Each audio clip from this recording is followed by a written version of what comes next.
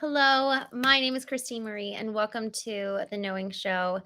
Y'all, I had a weird moment. I thought I had done the show this morning, and I just was going about my day, and I realized I didn't do it, and I was horrified. And then I get on here and I see Sweet Sammy putting comments here, and I missed it, and I'm like, oh my gosh! And so even now, as I'm starting the show, it's just a good reminder for me of remembering why. Why do we do this? It's not about maintaining a perfect record. It's not about coming on at the exact same time, even though I know that that's ideal and that serves best. And so it's like, okay, well, why do we do this every day? Why do we read A Course in Miracles? Why do we take time to get aligned? And it was interesting, in even realizing I didn't do the show, I totally came out of alignment. And I was like, "Oh, I can't believe I did that." And I even had to apologize to my darling because he was like, "Oh, I'm sorry that happened." And I'm like, "Ah," and I just kind of dismissed it. And I dismissed him just being so gracious with me. And so the reason why we do this is so that in moments when we do make mistakes, in moments where we don't have the ideal happening around us, and it's perhaps something we can't control. This was just my own self forgetting. These little moments, these little moments like this, and big moments like finding out the news that my uncle passed away and getting more bad news this morning as well. These moments are the very ones across the board. We talk about big T traumas, like the big moments in our lives that have just been so devastating, but then also the little T moments, little traumas that either from the past that show up here today in the present, or maybe it's something where it's just a frustration like I experienced right now 10 minutes ago, where it's like, "Oh, I can't believe I forgot," and it's just like, "Oh man, I hate that." And this is why we do the work. For those of you who are new to the Knowing Show, I liken this work that we do here on the show to going into the arena. Theodore Roosevelt has this speech that he gave in, I believe, 1914 in Paris called Citizens in the Republic. And embedded in this speech is this beautiful section that is most known as the man in the arena, where he talks about it is not the critic who counts, the one who points and sneers at everybody around them who's falling and failing, but it is the one, just like you and I, every morning, every day, going into the arena and doing the work, even though we might be messy and dirty and scraped and marred, even though we might even fail. We still know better the emotions that come with the failing and the triumph. And that is the art of living in so many ways. And it is for the sake of you and I and the cultivation of who we can be. It is for the sake of honoring the life and breath that was breathed into our lungs that we do this work. And on the other side of the work, on the other side of living in the arena, is ultimately freedom. It's creation, because now we're actually connected from something true and original within you and me, rather than merely being a copy of everyone around us. If all we're doing is being consumers, we can never thus be creators. And so in the stillness and the quiet, in us taking the time on a daily basis, specifically in the morning, ideally it's 2 o'clock Central here in New Orleans, but in us taking time to contemplate and look in the mirror, to ask the questions of you and I, and what conjures up you and me. What ultimately are we called to do? How am I doing? How am I loving? How am I growing? How am I serving? How am I showing up at work? How am I showing up at home? Where is there disparity between the two? And how can I add to the world in a way that I have left it better than I found it? And this is the concept of living and writing our legacy with every day, with every moment. You and I are creating our legacy, because the amalgamation of all these moments is ultimately what we will then look upon one day and consider, am I proud of the life I've lived? And so for that reason, this is why we enter the arena. This is why we do the work. And again, for those who are in the new to the Knowing Show, in the mornings, we talk about the cultivation of the human being, specifically as it pertains to the mind and also the spirit. And then in the evenings, we'll talk more so about the cultivation of all of the above, mind and spirit, but also emotions uh and body. Like, how can we be healthy and whole physically and healthy and whole emotionally, mentally and spiritually? And we know this specifically, our culture has dedicated so much time to the cultivation of intellectual intelligence. And now is the time, especially in this post AI world where we're wondering what separates us from robots. Now is the time to cultivate the human body, the human flesh, the health and wellness of our being, and then also our emotions, because robots don't have emotions. And so that emotional capacity for you and me is ultimately what makes us innately human. But if we have never taken the time to know that for ourselves, much less than be able to know other people, we'll never be able to really love well and be in relationships well. Hence why there's so many people resorting to these digital bots to have a place where they can let out everything within them, because they've never had a safe person to be able to do that with. So for all of these reasons, this is why we do the work. And so I am going to jump over just quickly. I want to jump here in the chat. Bud Morgan, good evening. Oh, it's from Central Texas. I was just in Central Texas the other week. Good morning, good afternoon. Comic Book Fusion, hello. I'm so glad. I'm so glad you're here. Thank you. Minnow, I'm just gonna say, hope you're good. Stop saying the time of day. I always do these shows in the morning, so I'm like, it's not morning time. American Psycho, hello, good to see you. Oh, I love that. Oh, they are like sunshine. He says my earrings are like sunshine. I love that. D's Nuts, hello. Comic Book Fusion, Christine, if not you or the people with success already, if the new kid, the losers or failures, if we trust in faith, can we succeed?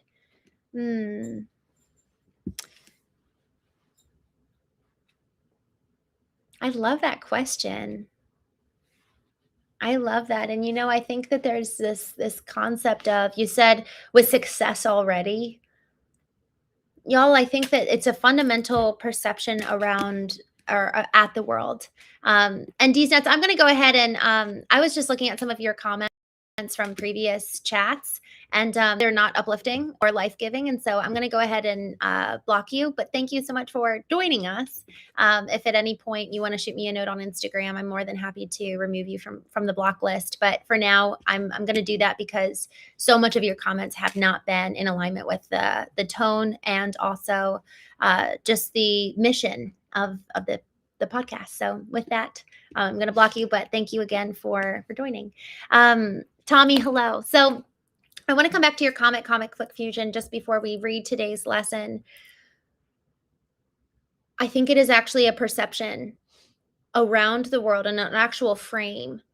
Once you achieve success, I actually think that there is something around having an ever moving target of success that is not linear, but rather it is how do I even want to say this? Because we talk about targets, we talk about having like targets, and our ideal is in terms of bowling pins in the alley.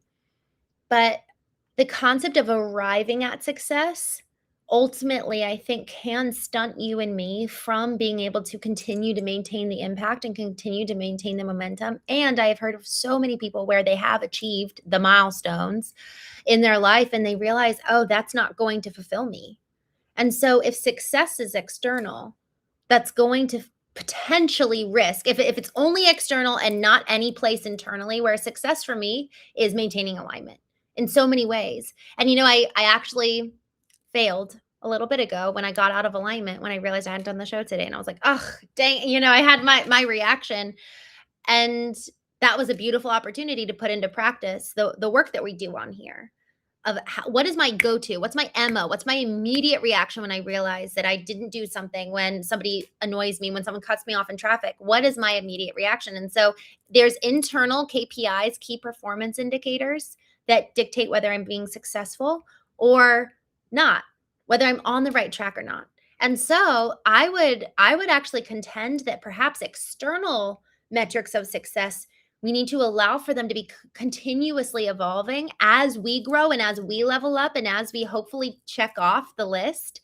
so that we continue on, honestly, in the pursuit of something that is greater and far beyond us. And it's not for the sake of, "Oh, man, I'm never gonna reach it." It's not for the sake of always having something out of reach that we can never grasp, like success. It's rather being propelled on a mission that is like, it's got these benchmarks along the way. I'm never gonna be so successful that I'm done. And I hope no one ever is. And and so I would be curious to hear your thoughts on that.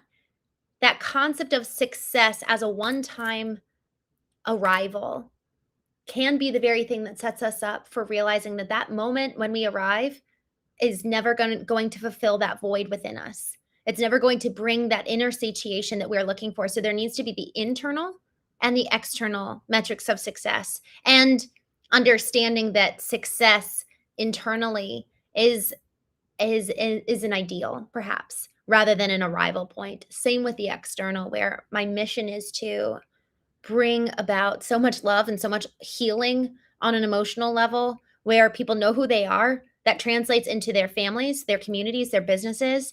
I don't think that will ever end. And I do have metrics of success, like launching a community and finishing my book and getting that published. So there's going to be metrics of success that are hard and fast and do mark an arrival, yet the mission will never end. Curious to hear what you all think about that. Just jumping back here in the chat. Uh, Forgiven Templar, hello. Steve Williams, thanks for joining. Comic Book Fusion says, yes, I ask because are so many ages that come to you in different age groups. Like, I don't believe there is a specific number to change, like babies, kids, teenagers, adults, old people. I'm not sure I fully get what you mean, but I think I do. I think that if we allow for an arrival destination of, once I achieve this, then I'm done, I think that we'll always wind up kind of feeling empty. That's my theory. But if we have a mission that is so much greater than us, and we're actually wanting to participate in something that is even divine, like, what is God's mission for loving the world? Like, my sister has this concept of loving someone back into life. That is grand and great and far bigger than me. And yet, what are the little milestones that can inform my pathway there? Y'all, I am going to jump into today's lesson. We're going to read it, and then we will talk a little bit about it, and then we'll jump off. Lesson 106. Dr. Herbert, I'm going to go ahead and block you, because what you're talking about is not at all what we talk about on here. All right. Let's go ahead and jump into lesson 106. Let me be still and listen to the truth. Oof. All right, let's go. If you will lay aside the ego's voice, however loudly it may seem to call, if you will not accept its petty gifts that give you nothing that you really want, if you will listen with an open mind that has not told you what salvation is, then you will hear the mighty voice of truth, quiet in power, strong in stillness, and completely certain in its messages. Listen and hear your Father speak to you through his appointed voice, which silences the thunder of the meaningless and shows the way to peace to those who cannot see. Be still today and listen to the truth. Be not deceived by voices of the dead, which tell you they have found the source of life and offer it to you for your belief. Attend them not, but listen to the truth. Be not afraid today to circumvent the voices of the world. Walk lightly past their meaningless persuasion. Hear them not. Be still today and listen to the truth. Go past all things which do not speak of him who holds your happiness within his hand, held out to you in welcome and in love. Hear only him today, and do not wait to reach him longer. Hear one voice today. Today the promise of God's word is kept. Hear and be silent. He would speak to you. He comes with miracles 1,000 times as happy and as wonderful as those you ever dreamed or wished for in your dreams. His miracles are true. They will not fade when dreaming ends. They end the dream instead and last forever, for they come from God to his dear Son, whose other name is you. Prepare yourself for miracles today. Today, allow your Father's ancient pledge to you and all your brothers to be kept. Hear him today and listen to the word which lifts the veil that lies upon the earth and wakes all those who sleep and cannot see. God's voice calls to them through you. He needs your voice to speak to them, for who could reach God's Son except his Father calling through yourself? Hear him today and offer him your voice to speak to all the multitude who wait to hear the word that he will speak today. Be ready for salvation. It is here and will today be given unto you. And you will learn your function from the one who chose it in your Father's name for you. Listen today, and you will hear a voice which will resound throughout the world through you. The bringer of all miracles has need that you receive them first, and thus become the joyous giver of what you received. Thus does salvation start, and thus it ends. When everything is yours and everything is given away, it will remain with you forever. And the lesson has been learned. Today we practice giving not the way you understand it now, but as it is. Each hour's exercises should begin with this request for your enlightenment. I will be still and listen to the truth. What does it mean to give and to receive? Ask and expect an answer. Your request is one whose answer has been waiting long to be received by you. It will begin the ministry for which you came and which will free the world from thinking giving is a way to lose. And so the world becomes ready to understand and to receive. Be still and listen to the truth today. For each 5 minutes spent in listening, 1,000 minds are open to the truth, and they will hear the holy word you hear. And when the hour is past, you will again release 1,000 more who pause to ask the truth to be given them along with you. Today, the holy word of God is kept through your receiving it to give away, so you can teach the world what giving means by listening and learning it from him. Do not forget today to reinforce your choice to hear and to receive the word by this reminder. Given to yourself as often as possible today. Let me be still and listen to the truth. I am the messenger of God today. My voice is his to give what I receive. This is so beautiful. This sentence here, 2 sentences. Hear him today and listen to the word which lifts the veil that lies upon the earth and wakes all those who sleep and cannot see.